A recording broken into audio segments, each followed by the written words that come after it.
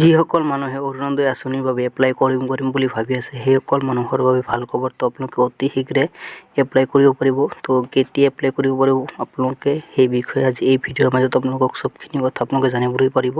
তো আপোনালোকে কি ডকুমেণ্টছ ৰেডি আপোনালোকে এপ্লাই কৰিব পাৰিব সেই বিষয়ে আজি এই ভিডিঅ'টো আপোনালোকে সম্পূৰ্ণভাৱে চাওক। আজি কেবিনেটত লোৱা এটা ডাঙৰ সিদ্ধান্ত হ'ল অৰুণোদয় আঁচনিৰ সম্প্ৰসাৰণ।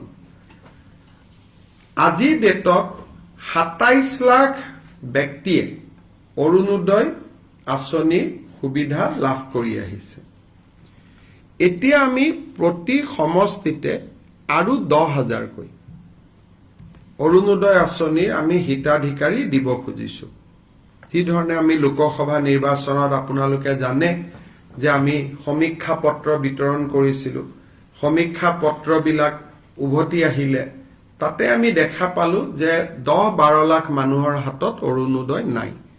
সেইকাৰণে আমি অৰুণোদয় আঁচনিখনত নতুনকৈ ১২,৬০,০০০ নতুন হিতাধিকাৰীক আমি অন্তৰ্ভুক্ত কৰিবলৈ সিদ্ধান্ত লৈছো।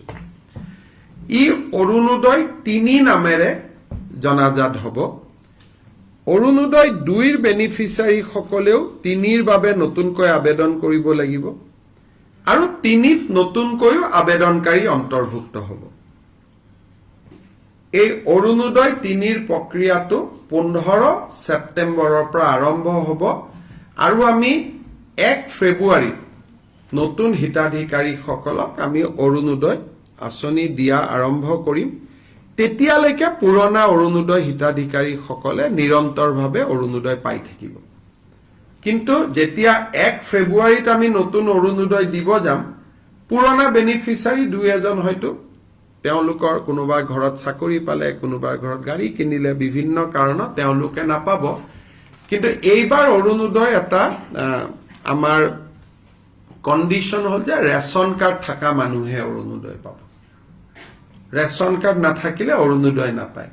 ৰেচন কাৰ্ড থাকিলে অৰুণোদয়টো কিয় পাব? ৰেচন কাৰ্ডবোৰ আধাৰ লিংক, গতিকে অট'মেটিক অৰুণোদয়টো তেতিয়া আধাৰ লিংক হৈ যাব। নহলে মই যোৱাবাৰ আপোনালোকক কৈছো যে বহুত সময়ত কিছু অৰুণোদয় বেনিফিচিয়াৰীত কিছুমান মানুহৰ নাম সোমাইছে যাক বিচাৰি পাব দিগদাৰী হয় পিছত।